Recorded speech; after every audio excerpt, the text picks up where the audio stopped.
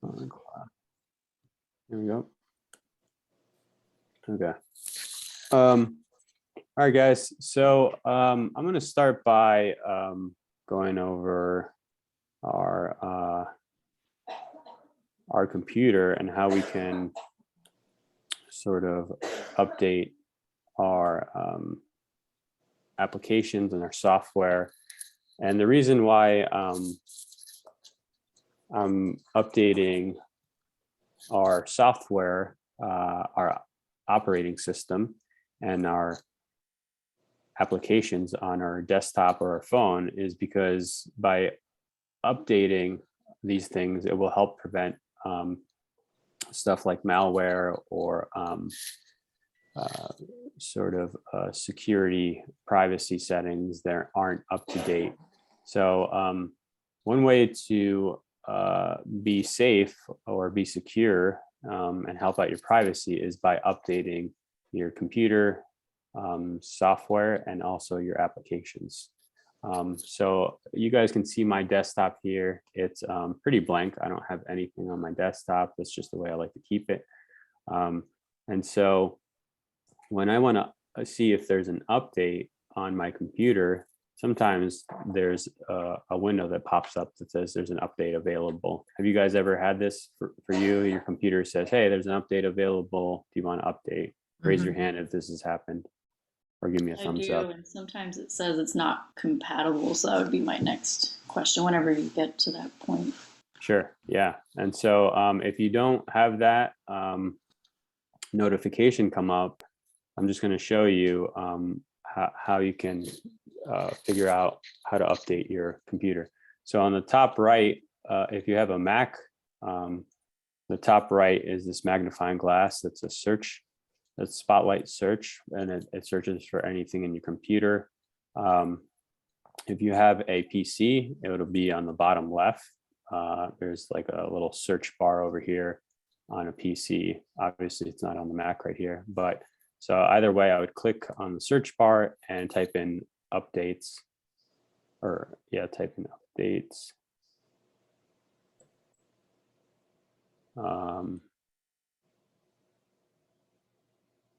And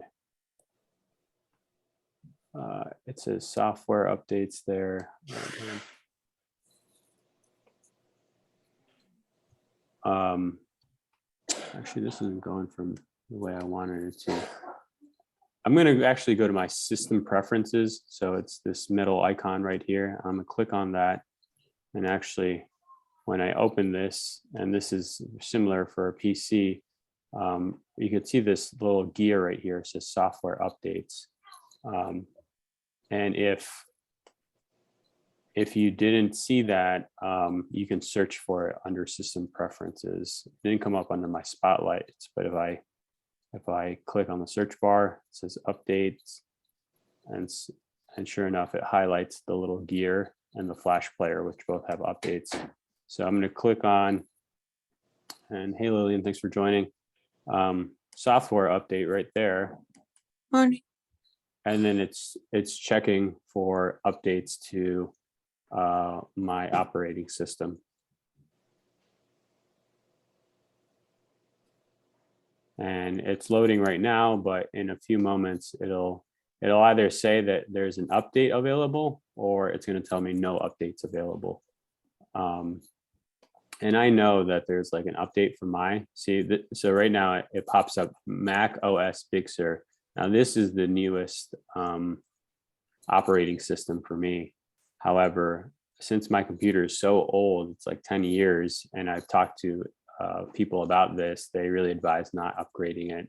Now this is probably not the case for a lot of people, or for some people I'm sure it is, but I know that this wouldn't really handle my old computer. But just so you guys know, this is how to update your software, keep it up to date. Any questions on that? Nicole, did you say you had something? Yeah, sometimes I guess you kind of answered it. Like if it's, I think my computer, it's a MacBook Pro. I think it's probably about like 5-6 years old now, maybe. But sometimes it's like not compatible with some of the updates.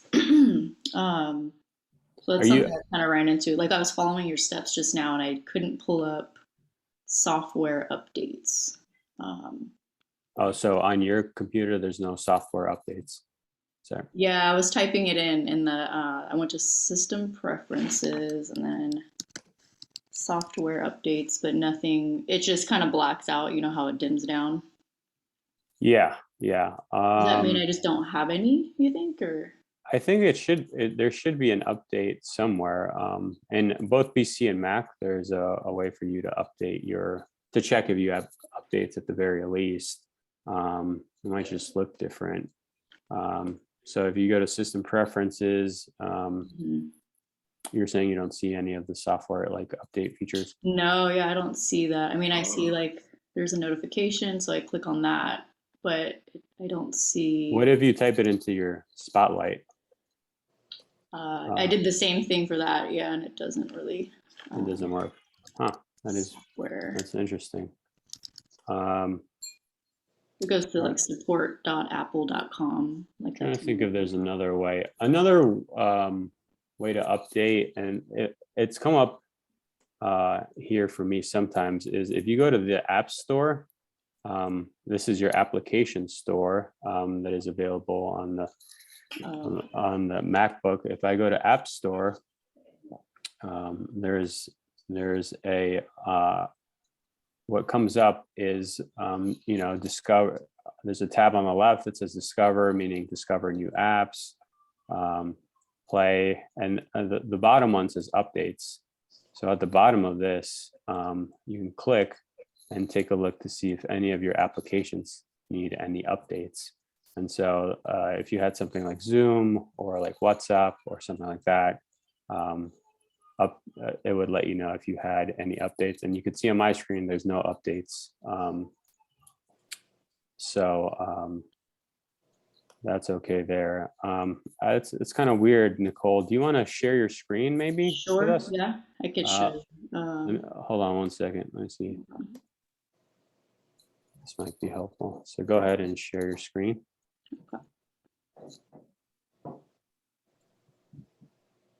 Okay, so here's where I'm at now. So I went to like the App Store and it does show like updates, but then it says so. I don't think we're able to see your screen yet, Nicole. Oh, but let me try again here. Maybe I need to stop my share first. Let's see. Let me stop my share and then try sharing your screen now. Okay,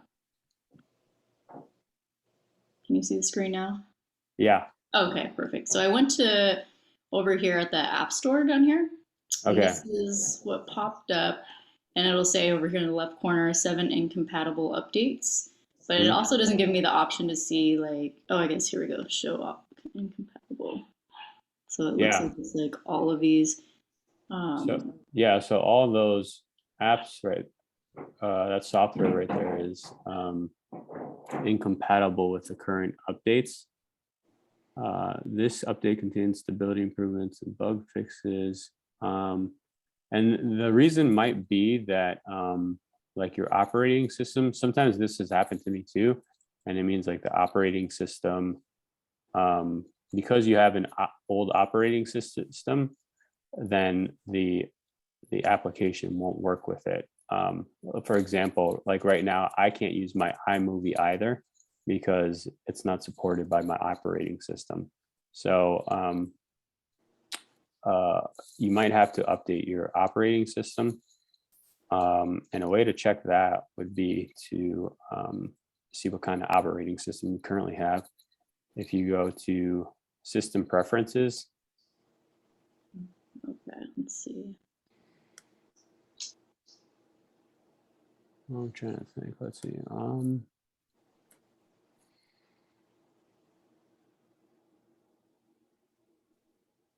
Maybe under like maybe security and privacy or.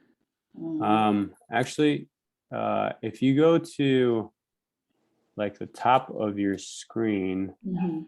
um, where there's a little apple at the top left of your desktop, and it says about this Mac. Do you see that little apple next to? Yeah. Did it pop up? I can't see it. Okay, so I clicked on the left apple, and it says about this Mac, so I pressed that. But yeah, Does it also say system preferences under there? let's see. Yeah, right next to it, system preferences. Okay. Just click in the about this Mac and take a look at see what operating system you have. Okay, so it says Mac OS High Sierra, MacBook Pro, early 2015. Right. And so does it say system report or software update anywhere? Yes, yeah, system report and software update. Okay, so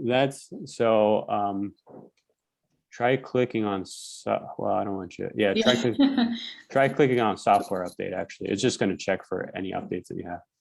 Okay. And it's weird because we can't actually see that on your screen right now. I pressed it and it took me right back to the page that says like the 7 incompatible updates.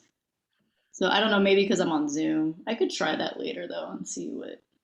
Yeah, so when you click about this Mac, like on my screen, it says like it tells you what operating system that you have, and then like you saw that it said software update. So you would click that and see what kind of software update you need. And so based off of that, because it seems like you have an old operating system, and I do as well. I might even have older than you. I have Mojave, and I don't know what we're on right now, but if you update that software to the new operating system, then those other incompatible updates or apps would now be able to upload or update. Awesome. Thank Does that you make so much. sense? Yeah, thank you so much for like explaining that. No, I'm glad we were able to troubleshoot something like that we haven't done in the past. So this is great. Does Zoom anybody? will ask me every day, and I'm just like hanging by a thread, hoping it doesn't decline me in the meetings. Yeah, and you don't want to be scared to sort of update and like do these things to your computer, because this not only does it help you allow it to run your computer, but it also prevents it from privacy and security things that could happen. Thank you. Sure. And Nicole, if you don't find that again, we can just give me a call and we'll walk through it privately. Nice. Thank you. Anybody else have any questions about their operating system or updates on their computer? No. Okay. Thanks for your patience, everybody. Okay. And Eric, I know you have kind of a computer background. Did you have anything to add on that? You know what? You pretty much covered it. It's almost the exact same on the PC. I mean, obviously the shortcuts are a little bit different, but no, I think you had it covered, Alex. I think with one thing I might add is with Windows, if you go down to the bottom left and simply type in Windows Update, it will bring up their update page, and you can literally just click the button to see if there's an update, or hit refresh and it'll check for updates whenever you want. You can set it to auto update as well, and that's a nice feature to have if you aren't as adept at knowing how to update your stuff on a regular basis. So that's a nice option. Yeah, and you can see on my Mac right here, it has it checked off automatically keep my Mac up to date. So it does that for Mac as well. And I appreciate you pointing out the Windows feature, Eric. No problem. Okay, and okay. I'm gonna drop that. So I showed you guys how to update your iOS, your software on your computer, along with your apps in the App Store. Nicole also went there. All right, we're gonna move on. Let me just look at my agenda here. Okay.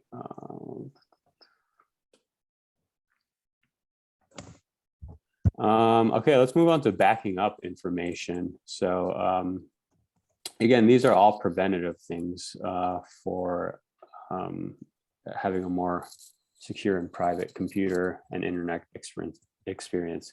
So one of the easiest things you could do to back up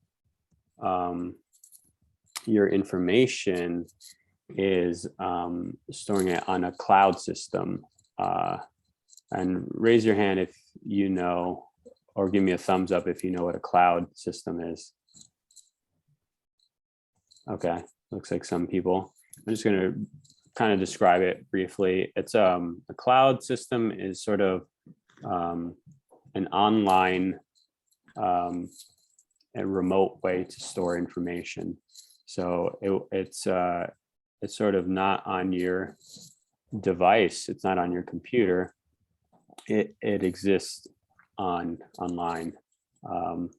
Sometimes you can have access to it offline if it has that feature, but it's essentially if you had documents, pictures, contacts, information like that, you can put it into this cloud storage system that's available online, and it would save those things for you. And a benefit about that is that if your computer crashes, it still has saved documents. If you can't access your computer, let's say you're on the go and you have your brother's computer available because you visited him for the New Year's and you needed a document, you could access your cloud system and have access to your documents. So really quickly, I'm gonna, as an example, I'm gonna show us the Google Drive is a cloud-based system. So everybody has ICS email, which is a Google account email. And therefore, because you have a Google account, you have a Google Drive. So one way to get to your Google Drive is, and I'm going to assume everybody knows how to go to their internet, to their email. But if you don't, let me know. So here's my Google email. This is my ICS account. I can see it on the top right here. It says Google account, Alex Calero at Connectix. At the top right, there's a purple A. Right to the left of that is this square grid that we've talked about several times in different trainings, and it has different Google apps. One of them, when I click that, I can see there's a window that pops up with different apps, and one of them is Drive. And this Drive, along with any of these applications, are pretty much cloud-based system. So the Drive is sort of where everything is stored, like your documents, your sheets, your PowerPoint would all be under the Google Drive. So when I click on Google Drive, it takes me to my drive, or in the language here, this would be my cloud-based system, right? This Google Drive is a cloud-based system that has the documents that I've stored in here, that I've written through Google Documents, that I've maybe uploaded.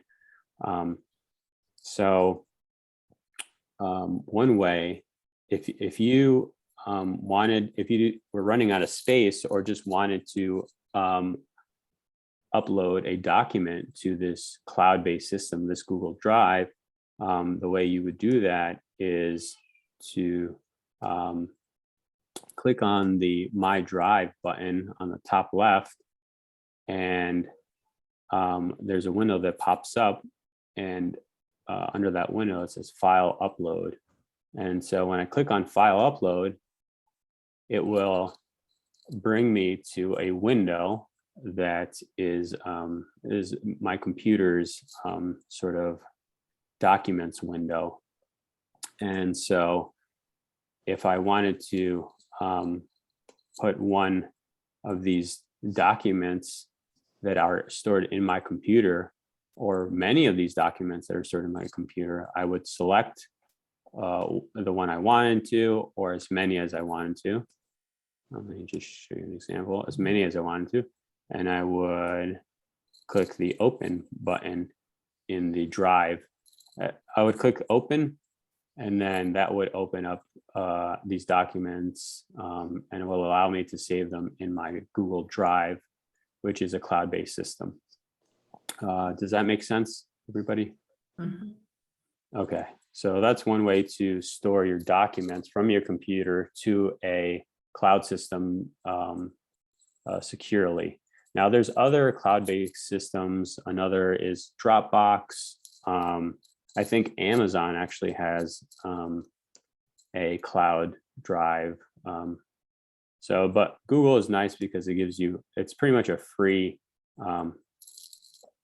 cloud system. And as you can see on the bottom left, I'm going to go back to this window that has my drive here. And on the bottom left, all the way down, I can see that there's storage. I can see the storage in my drive. And this storage is very tiny. I don't really have a lot of documents. It's about 500 megabytes out of 30 gigabytes. So I have a lot of storage in Google Drive for free, so it's a great way to use that.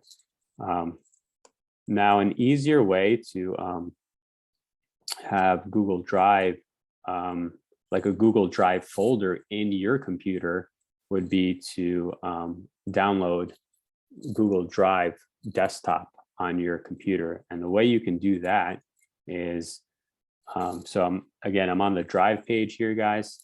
And on the top right, there's a little wrench, a little sort of, not wrench, it's kind of like a gear that says settings. If I click on settings, it says get Drive for desktop. Now, if I click on that, it will take me to a page where I can download this drive for desktop. And once I download this, it will create a folder with like a Google Drive folder on my computer and allow me to easier store documents into Google Drive folder that's on my computer. And so I have it in the cloud system again, as opposed to just in my computer. Does that make sense? Okay. Now, another way to save information, to back up your information, are things like, and I'm just going to type them into the Google. Actually, I'm going to ask you guys, what are some ways that you guys back up or save your information on your computer? Well, I use Google Drive on my PC. I also, for like my Apple, I use Google, but I also use Apple Cloud services. That's a good example. Eric just referred to iCloud. So instead of Google, if you have a MacBook or an Apple account, there's a cloud, and you can find that just by searching on it in your computer. So I'm going to type in iCloud, like Eric was talking about, and sure enough, here comes iCloud Drive. And that's kind of like Google Drive, where it's a cloud-based system available on your. Now this folder is on my computer already because I already had it downloaded. Now, if I download the Google Drive for desktop, there would be another folder here with Google Drive for desktop, another cloud-based system. Now, as you can see, when I downloaded this one, it says iCloud storage is full. And mine has been full for a while because I have a lot of pictures and stuff like that. So I'm using things like Google Drive more now, just because I'm kind of cheap and I don't want to upgrade to pay for more. If I click upgrade, it's going to tell me to buy more storage because mine's already maxed out, but I have plenty of storage in my Google Drive, so I can do that. Okay. And Eric, I'm sorry, I didn't mean to interrupt you. I just want to see. Okay. It says upgrade iCloud 5 gigabytes is free. I got that, and it wants me to buy more since mine is already maxed out. Okay. It's definitely a great solution if you have a smaller hard drive, especially, I mean, it's 99 cents for 50 gigs a month. Most people are never even going to use that unless you use a lot of iTunes or music files or do a lot of graphic design work, right? Alex, one other thing I don't want to interrupt that I wanted to mention is on PC, Microsoft OneDrive is their newer cloud-based system. It's the exact same thing as Apple's Apple Drive. It's just the PC version. Yep. And it's used with all Windows-based systems. I think it's free and included with Windows. I'm Okay, not sure how much space it is, though. I can't remember. so here we go. As Eric just pointed out, I appreciate that, Eric. Although this isn't a PC here. If you have a PC, Eric says that OneDrive is available. So it's much like iCloud for PC users. OneDrive would be what you're looking for, and that has the cloud-based system. Is that correct, Eric? Sorry, I was muted there. Yes, that's correct. All right, awesome. Anybody else have different ways of storing their information, backing up their information? Let's say, like, you know, your computer right after this call decided to crash, black screened, or maybe somebody cracked it, broke it. Would you have a way to get your information back? I just use USBs for for all my ICS work. I have files and I just drop them into the little USB each day when I close my laptop.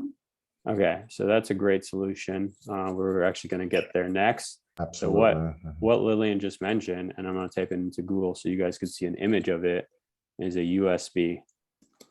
And a USB is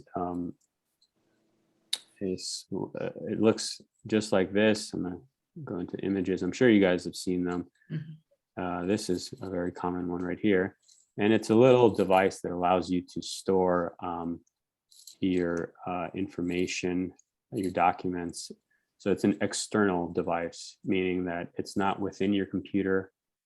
It's outside of your computer, but you can plug it into your computer and transfer all your information, or a lot of your information, however much it has, the capacity is. Sometimes there's 2 gigabytes, sometimes there's 10. So whatever USB you decide to buy, it allows you to store that information. Anybody use USBs beside Lillian? Yeah, I have.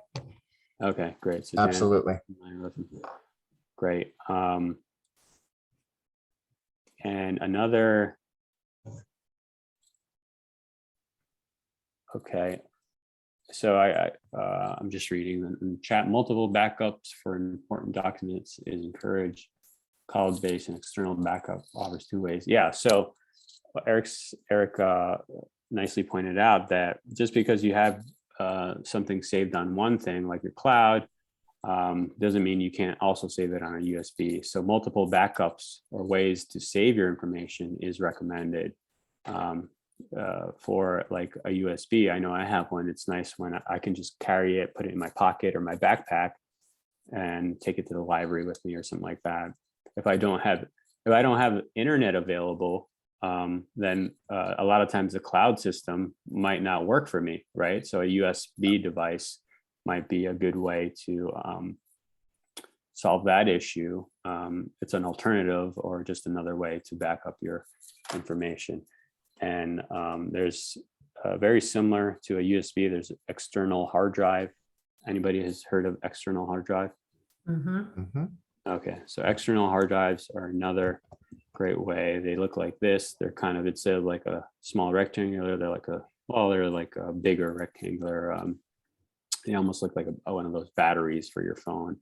But as you can see, they plug into your computer and you can transfer your files from your computer to your external, carry that around, and back up your information. Okay. And these are all they're fairly affordable, pretty cheap. You know, you can get a USB for maybe like $5 or $10 external, maybe not too much more than that. So great options there, folks.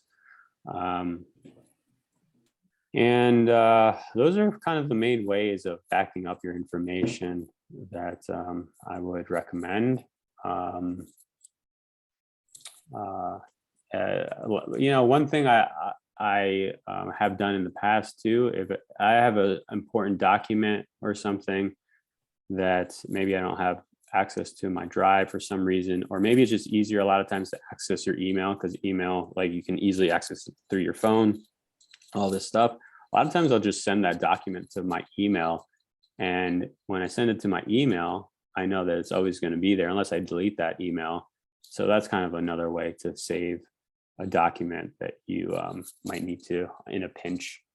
Because your Gmail and stuff like that is kind of like a cloud-based system that it stores everything unless you delete it. Okay, and let's see, moving on. Sorry, I have a lot of tabs, folks. Okay, we're going to move on to password safety and kind of storing your passwords. And sort of different symbols and letters for your passwords. And Janet and I covered this in Safe Online Shopping. So Janet, maybe if you don't mind, I'm gonna ask that if you're comfortable sharing some like safe password tips that you might have learned from our training. Trying to remember, well, certainly hard copy, writing them down and putting them someplace, that you can access. Also, I put them in my contacts in my phone, which might not be real secure, but excuse me, it works for me. Okay, I'm gonna write some of this stuff down. So you said writing it in a paper. Yeah, and putting that someplace. Like an address book or something that Yeah, your go-to. yeah. Yes, and some people, think this is sort of antiquated or maybe not as safe, but actually it's something that I've researched a little bit, and it still proves to be a good way to store passwords is writing them down. Right. As long as you sort of have wherever you're writing them down, you can have that pretty accessible and in a safe place. Then it's still pretty decent. Okay, so writing it down. Anything else? And then I put them in contacts, under contacts in my phone. Yeah, and I think you and I talked about this. That's maybe a little bit more risky, but if that works for you, that might be okay. I would just recommend that if you're putting them in your phone, your like passwords in your phone, and you have a security code for your phone, so that if somebody gets your phone, steals it, or you lose it, they don't just have all your passwords and all your contacts, right? Maybe you could cover that. I don't know if I have that on my phone, but that's a good recommendation. Oh, I see. So yeah, it's a secure like password or fingerprint on your phone. Oh, I do have that, of course. Yes. Okay, yeah, that's what I meant. Yeah. So that would help prevent people getting your passwords. Okay. Another sort of password tip is to use, and I'm just writing this stuff on this document that I have here, and it's to use different passwords. So use different passwords for different logins. So a lot of times we tend to use the same password. I know I'm guilty of this sometimes. We use the same one. So we have like one password for like 10 different sites. You're putting yourself at risk there. I'm not saying, and all this stuff, all these things I'm saying are sort of best practices, sort of recommended by some professionals and stuff like that. I'm not saying like you have to do this, whatever, you're taking your own risk. I know I take some risk, but best practices, use different passwords for different logins. And I know that that's a hassle, harder to remember all this stuff. That's why maybe writing it down in paper.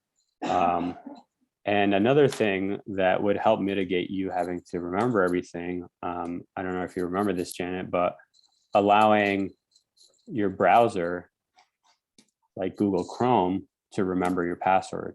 Right. So a lot of times, when you enter your password into a website, it asks you if you want your browser to remember the password.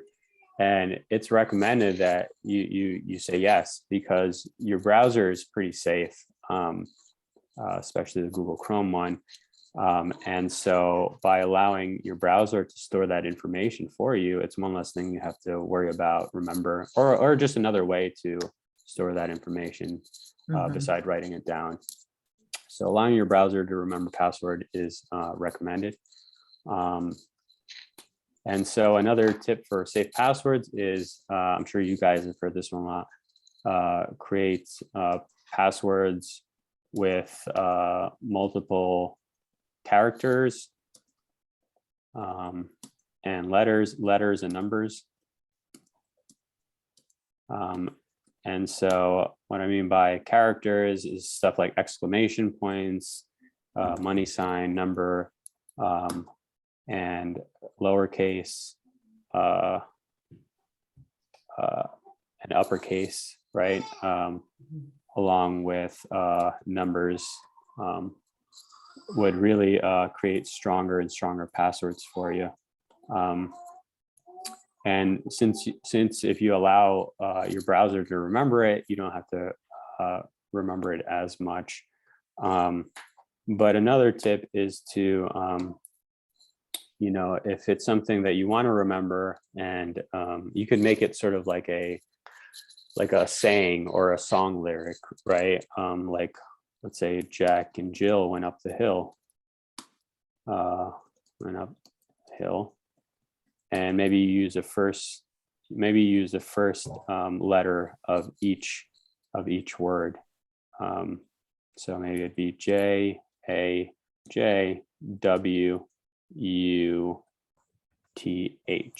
right? Now this is an acronym for Jack and Jill went up the hill, but it's a lot harder to figure out than Jack and Jill went up the hill. And if I wanted to make it even more safe, then maybe I'd do a lowercase a. I could do an exclamation point at the end, and a couple of numbers maybe in the middle.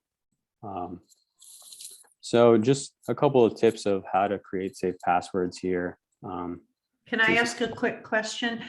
Sometimes you get a pop-up and it says, would you like to change or update your password?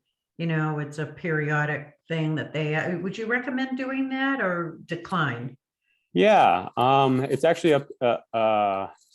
recommended that you update your passwords every 6 months or so. So if you get that pop-up, I would probably do it, because it might even be like that 6-month pop-up. Some of them have that like automatic. If you're getting it like every week or every month, it's kind of probably not necessary and annoying. So use your best judgment, guys. This is all sort of what's recommended to be more safe, but obviously you guys aren't gonna like use every single thing you learn here, right? Or maybe you will, but just some ways to improve your safety and security. And that's kind of what I had for safe passwords. Let me see, stored in browser. Yeah, writing it down, and you could use hints. You could also, another thing is using hints for yourself. Sorry, that's my newborn again. You can hear that. But another way is to use hints. Like if I had Jack and Jill went up the hill, this acronym, I might say like a kid's story, or I might write that next to wherever I decided to store that password to remind myself, or I might not even store that password. I might just say like kid's story, and that would help me remember Jack and Jill went up the hill. Just another sort of trick there. Okay, that's all. We can move on to. I want to show you guys a video of avoiding spam and phishing. So I'm going to show you this video, and it's going to kind of explain what spam and phishing is and how to avoid it. Can you guys see my screen pretty well? Yes. Okay.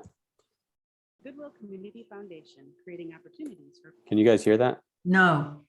No, you can't hear? Oh no. It's slow. It's slow, yeah. It's low. How about now? The internet No. has become an essential. Still low? Yeah, but it's legible. I mean, I can hear it. Okay. Tool for yeah. communicating, which is partly why it has also become a popular target among scammers and cyber criminals.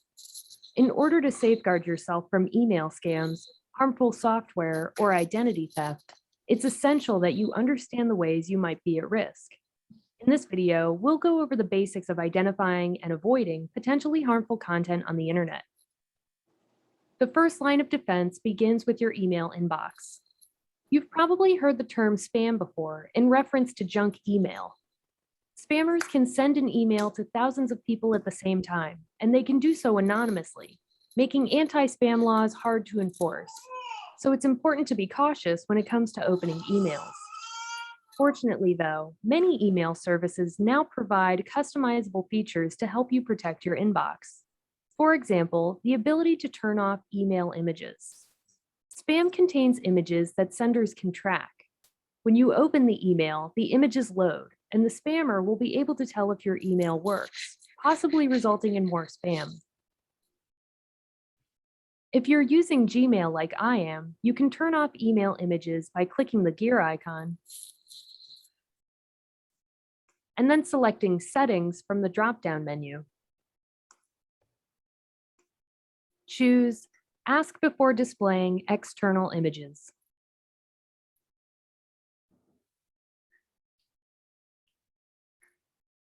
Then click Save.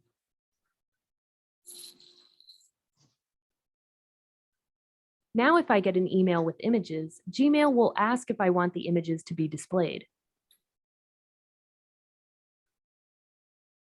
Most email services also check to see if incoming messages are spam.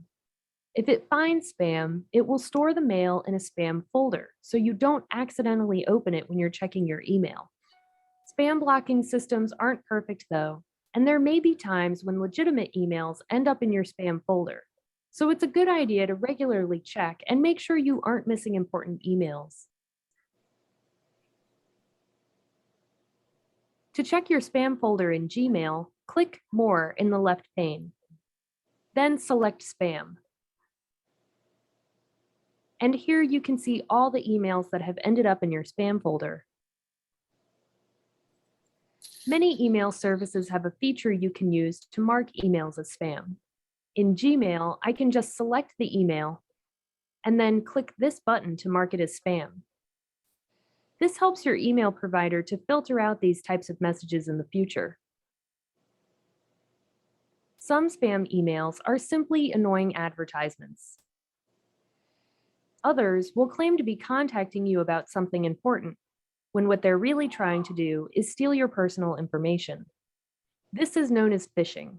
It's a type of scam in which an email pretends to be from a bank or another trusted source in order to trick you into handing over your personal information by asking you to complete some sort of action. They may want you to re-enter a password, verify or update sensitive information like phone numbers, addresses, or credit card numbers. And they almost always tell you to do so by following links they provide. It's a good idea to avoid clicking links in emails. Instead of clicking the link, retype the URL into your browser's address bar to ensure that you go to the correct website.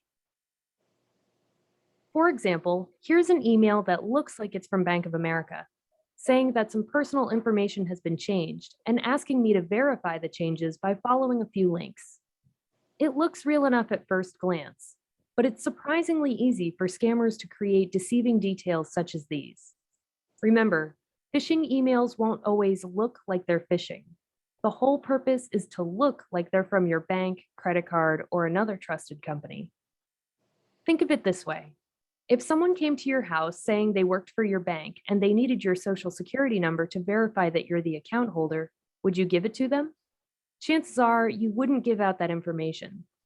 Look at emails the same way. Just because an email says it's from a familiar company doesn't mean it really is.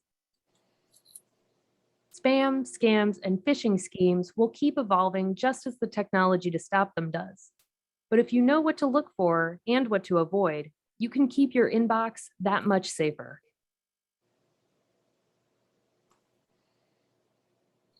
Okay. Now that I've scared you guys a little bit, we can. Anybody had questions or comments about that video?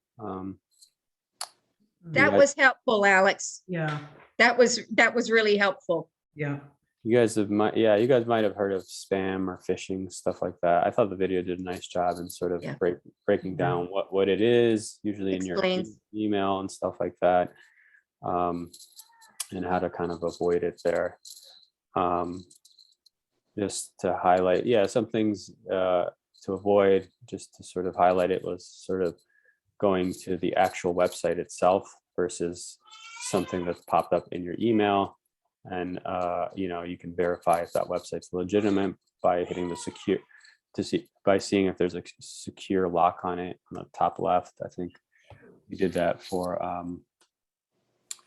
and I'll show you guys a quick example. For example, this website right here, if I go to the search where it is and click on this arrow here, it says connection is secure, right? That allows me to continue with the website. Yeah, I know it's secure. I can safely go on. And same thing with your bank and stuff like that. So those are some tips there. And Janet, I think you asked me what cookies and cache was. Yes. So cookies, you can see when I clicked on it, it popped up. Cookies are sort of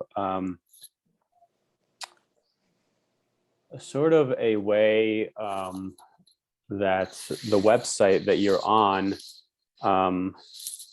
sort of saves information about you. So for example, when you go onto your Google Mail, your Gmail, or let's say your Amazon, these are maybe common websites that you visit, it automatically puts in your username and password. This is sort of an example of cookies. It sort of uses previous information about yourself that it's learned to sort of make your experience maybe easier or more familiar for you. Same things with things like caches and stuff like that. Now, if you didn't want a website to store your information, your sort of these cookies, caches, you can always delete them. Though it's kind of, I wouldn't say it's recommended, but cookies aren't like unsafe. They're sort of just, they sort of just allow you to give information to various websites and stuff like that you visit. And if, again, you check that those websites are safe, then it's usually not a problem. But just as an example, if you wanted to take a look at like your privacy and security and like sort of cookies and information on your computer, you'll go to your browser settings. So if I open up a new window, just for simplicity's sake, if I open up a Google Chrome window, this is my browser. So let's see, another one. Yeah, let's go to this one. Sorry, new window, here we go. At the top right,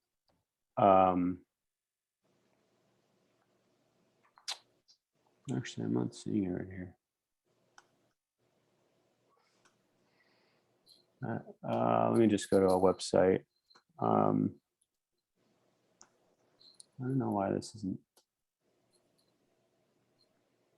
Anyways, what I'm trying to get to is the settings on my desktop. I think when you what I just did, I clicked on my search bar, so it was like blue, and then you go to edit on the top, or I'm sorry, you go to, let me see, double check here. Oh, here it is. It's all the way to the right. Okay, so I'm sorry, guys. Sometimes it just takes me a minute. Okay. So all the way to the right, where I see a little picture of myself, a little icon, there's these three little dots here. It says customize and control Google Chrome. That's my browser. So I'm going to click on it. And if I scroll down, I'm going to click on settings. And if I click on settings, you can see to the left, this row right here has security and privacy. So I can click on security and privacy. And when I click on security and privacy, it says stuff like safety check. So I could do a safety check if you guys, and this allows you to check for updates and stuff like that. So if I check now, it's running the safety check. It's going to see what password. It says I have 4 compromised passwords that are weak, or 51 weak passwords, safe browsing, all this stuff. If I scroll down, it says clear browsing data. And here's where the cookies and cache and stuff like that we talked about would come up. And even more, it says cookies and other sites data. So if I clicked on that, you could see that it gives me the option to clear all that data. So that's where if you were uncomfortable with cookies or caches that store your information and use it, you can clear that, Janet. Okay. Or you could go under cookies and you could set your settings to allow all cookies or block third-party cookies, block all cookies. You could see that it says right here, block all cookies if you wanted to, which in parentheses, it says not recommended, right? And sites can't use cookies to improve your browsing. See, so it's not recommended because then sites wouldn't be able to use cookies to improve your browsing experience. For example, keep you signed in to remember items in your shopping cart, or let's say you exited out of your Gmail, right? Every time you wanted to sign in, you'd have to log back in, which, if you're okay with that, but it just makes it an easier experience for you. And if you choose to block all cookies, sites can't use your cookies to see your browsing activity across different sites. For example, to personalize your ads, that might be a nice one. Features, right? So this is sort of what cookies and that cache stuff sort of does, and how you can control it using your browser settings. So usually your browser settings will allow you to do this sort of stuff. I had the misconception that they might get personal information about you, but you've explained what the benefits are, and it sounds like it's innocuous. It's sort of innocuous. I will say that they do get personal information about you, Jen. And a lot of times, something will pop up that said, "Hey, here are some cookies. Are you going to allow?" And if you want to read like what it's going to how it's going to use your information, sometimes it uses it to enhance your experience. Sometimes they will sell your information to other parties and stuff like that to maybe target ad you, or maybe to bring up YouTube videos that you might enjoy, stuff like that. So it's not there's a level of personal breach there. The question is it safe or not? Usually it's pretty safe, especially if the website is safe. Usually it enhances your experience, but there is a level of personal and privacy that you're giving up by allowing these sites to use cookies. Eric, you had your hand raised. Yeah, I was going to add that be aware, if you turn cookies off, pretty much every site you go to is going to say, you can't browse our site unless you accept the cookies. So you're going to get a pop-up every single time. That's a good point. So having a degree, even a minimal degree of having it on will assist with that. There's other things that you can do for privacy that I'm sure Alex will get into at a later date, such as VPNs and things like that. Various antivirus softwares have what's called VPN blockers. Essentially, it masks where you're at, and then they can't target you. So there's those as well. Okay. Yeah, and yes, and I think we're over time now, so we're not going to get into antivirus software and stuff like that.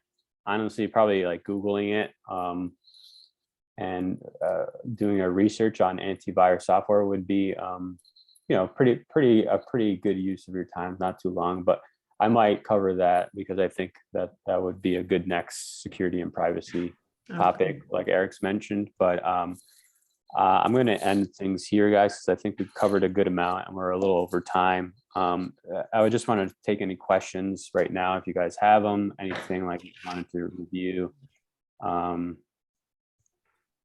Very helpful. Very good. Thank you, Alex. Yeah, thanks so much. Very helpful. Yeah, as always. Okay, great. Wonderful, thank you. Yeah. Spencer, do you have any questions? I mean, I'll review with you on our private call here in a moment, but do you have any questions you want to ask Alex at the moment?